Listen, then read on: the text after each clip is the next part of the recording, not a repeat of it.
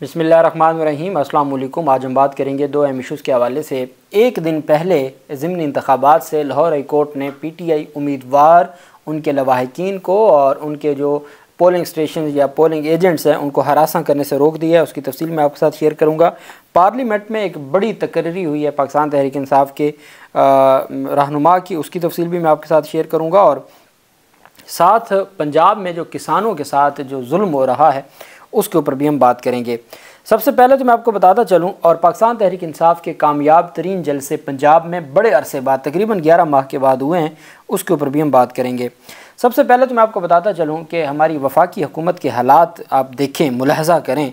वज़ीर मुमलिकत हैं IT शीज़ा फ़ातिमा ख्वाजा, उन्होंने कहा है कि पाकिस्तान इंटरनेट शट डाउन में बहुत पीछे है, लेकिन जब इंटरनेट बंद होता है तो वह अवेला मच जाता है। इंटरनेट बंद होने से वो नुकसान नहीं होता जितना इस मामले को मीडिया पर उजागर करने से होता है। उन्होंने कहा जी कि अगर इंटरनेट बंद होता है, IT इंडस्ट्री सारी बंद हो जाती है ना इंटरनेट बंद होने से, तो कौन सा फ़र्क पड़ता है, अरबों रुपए से क्या होता है। एक्सपो सेंटर में ग्लोबल डिजिटल समिट 2024 में शिरकत के मौका पर ख़िताब करते हुए उन्होंने कहा कि वफाकी हुकूमत नेशनल डिजिटलाइजेशन प्लान का ऐलान जल्द करेगी, जिसका इफ्तिताह शहबाज शरीफ करेंगे। वफाकी हुकूमत डाटा प्रोटेक्शन कवानीन ला रही है जिससे मसाइल कम होंगे। पाकिस्तान को G20 ग्रुप का हिस्सा बनाना चाहते हैं, जिसके लिए मईशत को मजबूत कर रहे हैं। उन्होंने कहा हुकूमत प्राइवेट सेक्टर की मुआवनत करेगी, और असल मामला, सबसे बड़ा जो मामला है वो X की सर्विस की बंदिश का मामला है। अब जब हमारी वफाकी हुकूमत इस वक्त हमारे ऊपर मुसल्लत है, जब वो ये समझें कि जी ना तो इंटरनेट बंदिश से कोई रियासत को या कोई फाइनेंशियल कोई नुकसान होता है, ना ही X की जो सर्विस है वो बंद करने से कोई जो फ्रीडम ऑफ एक्सप्रेशन है या फ्रीडम ऑफ इंफॉर्मेशन है उसको कोई फ़र्क पड़ता है, ना आइन के किसी आर्टिकल को फ़र्क पड़ता है। आप अंदाज़ा लगाएं, पाकिस्तान की 4 हाई कोर्ट्स में X बंदिश के ख़िलाफ़ केस चल रहा है। जो ट्विटर है, जो मौजूदा X है, उसकी बंदिश के ख़िलाफ़ केस चल रहा है। मजाल है किसी भी हाई कोर्ट के फ़ैसले पर अमल दरामद हो। अब जो इस्लामाबाद हाई कोर्ट में उस दिन सेक्रेटरी दाखिला पेश हुए हैं, उन्होंने कहा जी कि ये चूँकि हमारी, और उन्होंने चीफ जस्टिस ऑफ पाकिस्तान के मामले का हवाला दिया। उन्होंने कहा कि जब हमारी बात ट्विटर नहीं सुनेगा और या वो कंपनी नहीं सुनेगी तो फिर हमारे लिए और कोई ऑप्शन नहीं रहती, और ये ज़रूरी हो गया। हर चीज़ को कौमी सलामती के साथ जोड़ते हैं, हर चीज़ को कौमी सलामती के साथ जोड़ा जाता है। आपको याद होगा साबिक जज सुप्रीम कोर्ट जस्टिस सरदार तारिक मसूद साहब ने एक दफ़ा बड़ी ठंडी आह भरते हुए ये फरमाया था कि पता नहीं ये बुनियादी इंसानी हकूक़ हमें कहाँ ले जाएंगे। तो वही सूरत हाल है। बहरहाल दूसरी तरफ जो अहम पेशरफ सामने आई है वो पंजाब किसानों से गंदम सस्ती लेने का जो मामला है। अब जो गंदम ज़ख़ीरा अंदोज़ माफिया है वो निचोड़ रही है, नोच नोच के खा रही है गरीब किसानों को।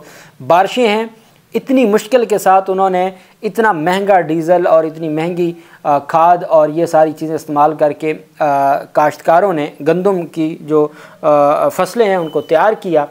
अब जब कटाई का वक्त आया, एक तो अल्लाह का निज़ाम है, बारिशें हैं, तूफ़ान हैं, और पहले ही गंदम गिर गई थी जिसकी वजह से वो नीचे से ख़राब हो जाती है, बहुत सारे मसाइल हैं उनके। फिर उसके बाद हुकूमत की जानिब से रेट कम कर दिए गए हैं, और इतना रेट कम कर दिया गया कि गरीब को कुछ बचना ही नहीं है।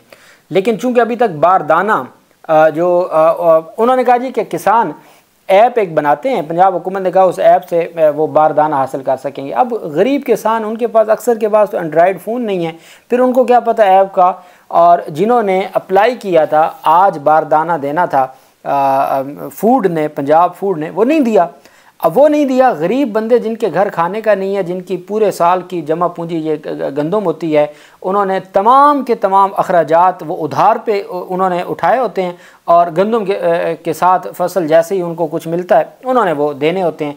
अब पीछे उनके वो उधार वाले चढ़े हुए हैं, और छोटे इलाकों में तो अल्लाह माफ़ करे सूद के भी पैसे बेचारों ने उठाए होते हैं, और वो सूदी पीछे चढ़े होते हैं चूँकि गवर्नेंस तो है नहीं। अब वहाँ पर अब हुकूमत की जानिब से पहले रेट कम, और अब बारदाना अभी तक नहीं तकसीम हुआ, नहीं दिया गया। और फिर उन्होंने कहा जी कि 1 एकड़ से वो सिर्फ 12 मन उठाएंगे। अगर 1 एकड़ में 25 मन होते हैं तो 12 मन ये उठाएंगे, तो बाकी फिर वो प्राइवेट लोगों को, प्राइवेट लोग रेट कम लगा रहे हैं, वो ज़ख़ीरा कह रहे हैं। अब ये बात सामने आई है कि जो सूबे में सरकारी गंदम की ख़रीदारी के मामले पर सियासी व किसान अहलकों और अफसरशाही के दरमियान जो जारी रस्सा कशी है, उसमें ज़ख़ीरा अंदोज़ माफिया मैदान में आ गया और वो फ़ायदा उठा रहा है। अब वो सस्ती गंदम ख़रीद रहे हैं और बाद में जब गरीब बेच बैठेगा और फिर जब गरीब को ज़रूरत होगी या बीज का वक्त आएगा उस वक्त वो महंगी बेचेंगे। गुज़श्ता 2 बरसों में स्टॉक माफिया की वजह से आटा महंगा हुआ था। मार्केट ज़राए का कहना है कि इस वक्त किसान को सिर्फ 3200 से 3300 रुपये फ़ी मन कीमत मिल रही है। मिडल मैन फ्लोर मिल्स को ये गंदम 3500 से 3600 रुपये में फ़रोख्त कर रहे हैं। पंजाब में 20 किलो के आटे के थैले की एक्स मिल कीमत 600 रुपये कम होने के बावजूद अवाम मुकम्मल रिलीफ से महरूम है। परचून फरोश 20 किलो के थैले पर 200 से 300 रुपये मुनाफा कमा रहे हैं। लाहौर में 20 किलो के आटे के थैले की एक्स मिल कीमत 2000 से 2100 रुपये है। कोई पूछने वाला नहीं है और कोई पुरसाने हाल नहीं है और सारे का सारा निज़ाम टिकटॉक पे चलाया जा रहा है और गरीब के लिए कोई कुछ नहीं किया जा रहा।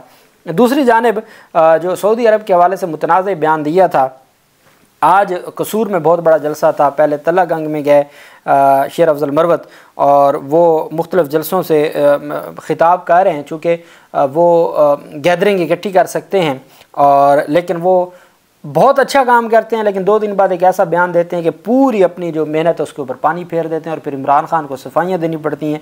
अभी जो इमरान खान के बड़े दोस्ताना ताल्लुकात हैं सऊदी अरब और उसके शहज़ादे के साथ, और उनके बारे में वो कह दिया जी कि रजीम चेंज में वो भी मुलव्वस है, जिसका आज तक ख़ुद इमरान खान ने कभी ज़िक्र ही नहीं किया, कभी निजी महफिल में भी नहीं ज़िक्र किया। वो कह दिया। अब उसके ऊपर पाकिस्तान तहरीक इंसाफ ने जी उनको नोटिस भेज दिया है और पाकिस्तान तहरीक इंसाफ ने उनसे वजाहत मांगी है। दूसरा, उनको नोटिस भेजा गया है दफ़ा 144 पर मुतनाज़ बयान देने पर नोटिस उनको भेजा है डिस्ट्रिक्ट मॉनिटरिंग ऑफिसर की जानिब से, और उसमें कहा गया जी कि डिस्ट्रिक्ट मॉनिटरिंग अफसर ने नोटिस जारी करते हुए शेर अफजल मरवत को तलब किया है कि जी आपने जो बयान दिया वो दुरुस्त नहीं है। नोटिस में कहा गया कि महकमा दाखिला पंजाब ज़िमनी इलेक्शन के लिए दफ़ा 144 नाफिज की है, जिस पर से शेर अफजल मरवत ने बयान दिया था कि वो किसी दफ़ा 144 को नहीं मानेंगे। उस पर जनाब उनको तलब कर लिया गया है और आज तलब किया गया था। डेफिनेटली उन्होंने पेश नहीं होना था, लेकिन उनको नोटिस जारी कर दिया। उधर वो अपनी पार्टी को वजाहतें दे रहे हैं और साथ उनके ख़िलाफ़ ये जो अब उनकी तैनाती के हवाले से पाकिस्तान तहरीक इंसाफ ने यह फ़ैसला किया है सुन्नी इत्तेहाद कौंसिल ने कि PTI की हमायत याफ्ता सुन्नी इत्तेहाद कौंसिल ने पब्लिक अकाउंट्स कमेटी के चेयरमैन के लिए शेर अफजल मरवत का नाम दे दिया है। सबसे बड़ी कमेटी होती है अपोजिशन लीडर के बाद, सबसे बड़ी जो अपोजिशन के पास ओहदा होता है वो PAC का चेयरमैन होता है और उसमें जो है वो अददी एतबार से असम्बली में सुन्नी इत्तेहाद कौंसिल के मेंबरान ज़्यादा हैं। सुन्नी इत्तेहाद कौंसिल को चेयरमैन PAC मिलना चाहिए। बैरिस्टर गौहर अली खान का कहना था। उन्होंने कहा कौमी असम्बली की 35 वजारतों की कमेटियों से मुतल्लिक़ ख़त के जवाब में अपने अरकान के नाम स्पीकर को हम देंगे। बैरिस्टर गौहर खान का कहना था कि कमेटियों में 20 मेंबरान में 6 अपोजिशन के होते हैं। जजेस तैनाती की जुडिशल कमेटी में भी 2 मेंबरान अपोजिशन के होते हैं। उन्होंने कहा हमने शेर अफजल मरवत का नाम बतौर चेयरमैन पब्लिक अकाउंट्स कमेटी दे दिया है और उसके ऊपर फिर जो भी आगे फर्दर मामला, चूँकि अपोजिशन लीडर पाकिस्तान तहरीक इंसाफ का है तो आगे भी चूँकि ये मामला भी है और वो हर तरह से कोशिश करेंगे कि इतनी अहम कमेटी वो ना दें, पाकिस्तान तहरीक इंसाफ को ना दें। दूसरी तरफ जो अहम पेशरफ सामने आई है वो ज़िमनी इंतखाबात के हवाले से लाहौर हाई कोर्ट ने बड़ा फ़ैसला जारी किया है। अच्छा, ज़िमनी इंतखाबात में कसूर में बहुत बड़ा जलसा हुआ है। लाहौर हाई कोर्ट के हुक्म पर 11 माह के बाद लाहौर में पहला बड़ा जलसा हुआ है।